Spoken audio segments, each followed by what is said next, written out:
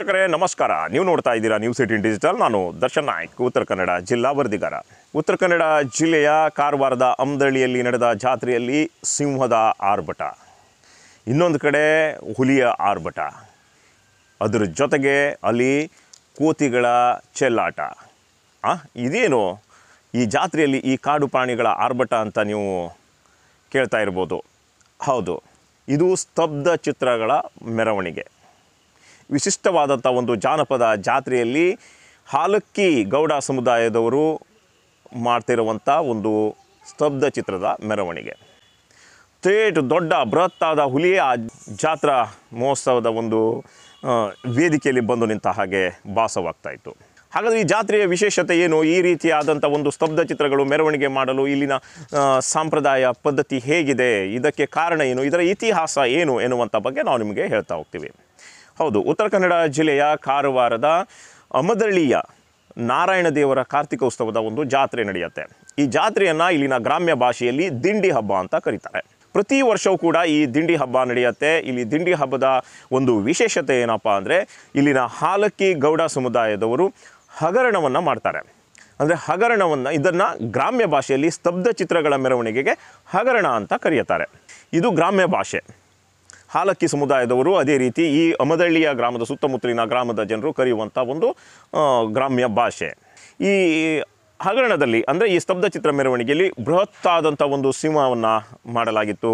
ಅದೇ ರೀತಿ ದೊಡ್ಡದಾದಂಥ ಒಂದು ತೋಳ, ಕೋತಿಗಳ ಆಟ, ಪೌರಾಣಿಕ ಹಿನ್ನೆಲೆಯುಳ್ಳ ಕೆಲವೊಂದು ಸ್ತಬ್ಧ ಚಿತ್ರಗಳು, ಜೊತೆಗೆ ಬೃಹತ್ತಾದಂಥ ಒಂದು ಗಿಡುಗ, ಹೀಗೆ ಅತ್ಯದ್ಭುತವಾದಂಥ ಒಂದು ಈ ಸ್ತಬ್ಧ ಚಿತ್ರವೊಂದ ಮೆರವಣಿಗೆ ನಡೀತು.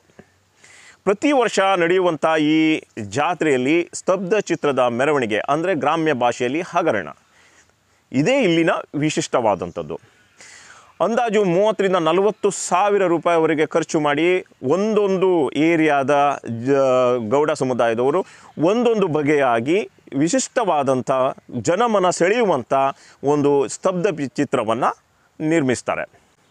ಅದನ್ನು ಈ ದಿಂಡಿ ಹಬ್ಬ ಅಂದರೆ ಈ ನಾರಾಯಣ ದೇವರ ಒಂದು ಜಾತ್ರೆ ನಡೆಯುತ್ತಲ್ಲ, ಈ ಜಾತ್ರೆ ದಿವಸ ರಾತ್ರಿ ಹೊತ್ತಲ್ಲಿ ಇದರ ಪ್ರದರ್ಶನ ನಡೆಯುತ್ತೆ. ಸಾವಿರಾರು ಜನ ಈ ಪ್ರದರ್ಶನದಲ್ಲಿ ಪಾಲ್ಗೊಳ್ತಾರೆ. ಇಂಥ ಒಂದು ಅತ್ಯದ್ಭುತವಾದಂಥ ಒಂದು ಈ ಸ್ತಬ್ಧ ಚಿತ್ರ ನೋಡಲು ಕೇವಲ ಅಮದಳ್ಳಿ ಗ್ರಾಮದ ಜನರಷ್ಟೇ ಅಲ್ಲದೆ ಸುತ್ತಮುತ್ತಲಿನ ಗ್ರಾಮದ ಜನರಾಗಿರ್ಬೋದು, ಅದೇ ರೀತಿ ಪಕ್ಕದ ಗೋವಾ ರಾಜ್ಯದಿಂದಲೂ ಸಹ ಇಲ್ಲಿ ಈ ವಿಶಿಷ್ಟವಾದಂಥ ಒಂದು ಹಗರಣ ವೇಷವನ್ನು ನೋಡಲು ಆಗಮಿಸ್ತಾರೆ. ಕೇವಲ ಕಾಡು ಪ್ರಾಣಿಗಳ ಒಂದು ಸ್ತಬ್ಧ ಚಿತ್ರ ಅಷ್ಟೇ ಅಲ್ಲದೆ ಪೌರಾಣಿಕ ಹಿನ್ನೆಲೆಯುಳ್ಳ ಸ್ತಬ್ಧ ಚಿತ್ರಗಳು ಸಹ ಗಮನ ಸೆಳೆದವು. ಈ ಜಾತ್ರೆಯಲ್ಲಿ ಈ ರೀತಿಯಾದಂಥ ಒಂದು ವಿಶಿಷ್ಟವಾಗಿ ಹಗರಣ ಮಾಡಲು ಕಾರಣ ಏನು? ಇದು ಕೇವಲ ಇವತ್ತು ನೆನೆಯಿಂದ ನಡ್ಕೊಂಡು ಬಂದದ ಪದ್ಧತಿಯ ಅಂತ ನೀವು ಕೇಳ್ಬೋದು. ಇದು ಇವತ್ತು ನೆನೆಯಿಂದ ನಡ್ಕೊಂಡು ಬಂದಂಥ ಒಂದು ಪದ್ಧತಿ ಅಲ್ಲ, ಇದು ನೂರಾರು ವರ್ಷಗಳಿಂದಲೂ ಸಹ ನಡ್ಕೊಂಡು ಬಂದಂಥ ಒಂದು ಪದ್ಧತಿ. ಸ್ವಾತಂತ್ರ್ಯದ ಪೂರ್ವದಲ್ಲಿ ಅಂದರೆ ಸ್ವಾತಂತ್ರ್ಯದ ಹೋರಾಟದ ಸಂದರ್ಭದಲ್ಲಿ ಇಲ್ಲಿ ಬ್ರಿಟಿಷರು ಈ ಸಣ್ಣ ಪುಟ್ಟ ಹಾಲಕ್ಕಿ ಗೌಡ ಸಮುದಾಯ ಆಗಿರ್ಬೋದು, ಇದರ ಜೊತೆಗೆ ಇರುವಂಥ ಎಲ್ಲ ಸಮುದಾಯಗಳಿಗೆ ತೀರಾ ಕಿರಿಕಿರಿಯನ್ನು ಕೊಡ್ತಾ ಇದ್ರಂತೆ.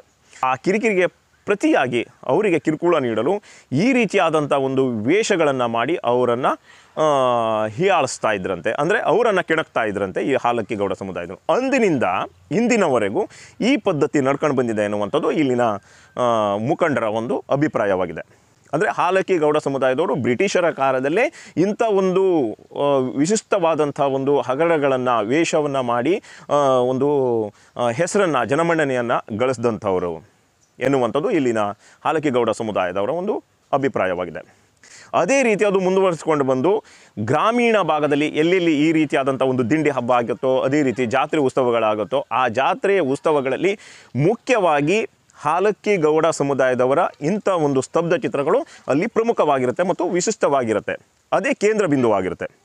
ಇದು ಕೇವಲ ಅಮದಳ್ಳಿ ಗ್ರಾಮದ ದಿಂಡಿ ಹಬ್ಬದಲ್ಲಿ ಮಾತ್ರ ಅಷ್ಟೇ ಅಲ್ಲದೆ ತೋಡೂರು ಆಗಿರ್ಬೋದು, ಅಂದರೆ ಸುತ್ತಮುತ್ತಲಿನ ಗ್ರಾಮೀಣ ಭಾಗದಲ್ಲಿ ಹಾಲಕ್ಕಿ ಗೌಡ ಸಮುದಾಯದವರಿಂದ ಇಂಥ ಒಂದು ವಿಶಿಷ್ಟವಾದಂಥ ಸ್ತಬ್ಧ ಚಿತ್ರ ಮೆರವಣಿಗೆ ಅಂದರೆ ಗ್ರಾಮ್ಯ ಭಾಷೆಯಲ್ಲಿ ಹಗರಣ ವೇಷ ಅಂತ ಕರೆಯಲ್ಪಡುತ್ತೆ. ಇಂಥ ಒಂದು ಆಚರಣೆ ಈಗ ನಡ್ಕೊಂಡು ಬರ್ತಾ ಇದೆ. ಇವರ ಜೊತೆಗೆ ಈಗ ಹಾಲಕ್ಕಿ ಸಮುದಾಯದ ಜೊತೆಗೆ ಇತರ ಸಮುದಾಯದವರು ಸಹ ಸಾಥ್ ನೀಡಿ ಅವರು ಕೂಡ ಇಂಥ ಒಂದು ವಿಶಿಷ್ಟ ಕಲೆಯಲ್ಲಿ ಭಾಗಿಯಾಗ್ತಾ ಇದ್ದಾರೆ ಎನ್ನುವುದು ಉತ್ತಮವಾದಂಥ ಒಂದು ಸಂದೇಶ. ಹೀಗೆ ವೀಕ್ಷಕರೇ, ಇದು ಉತ್ತರ ಕನ್ನಡ ಜಿಲ್ಲೆಯ ಕಾರವಾರದ ಅಮದಳ್ಳಿಯಲ್ಲಿ ನಡೆದಿರತಕ್ಕಂಥ ಒಂದು ಜಾನಪದ ಜಾತ್ರೆ, ಅಂದರೆ ನಾರಾಯಣ ದೇವರ ಕಾರ್ತಿಕ ಉತ್ಸವದಲ್ಲಿ ನಡೆದಂಥ ಒಂದು ಜಾನಪದ ಜಾತ್ರೆಯ ಒಂದು ಇತಿಹಾಸ ಹೇಳುವಂಥ ಒಂದು ಪ್ರಯತ್ನವನ್ನು ಮಾಡಿದ್ದೇವೆ. ಇನ್ನಷ್ಟು ಮಾಹಿತಿಯೊಂದಿಗೆ ಮತ್ತೆ ನಾವು ನಿಮಗೆ ಸಿಗ್ತೀವಿ. ಅಲ್ಲಿ ತನಕ ನೋಡ್ತಾ ಇರಿ News18.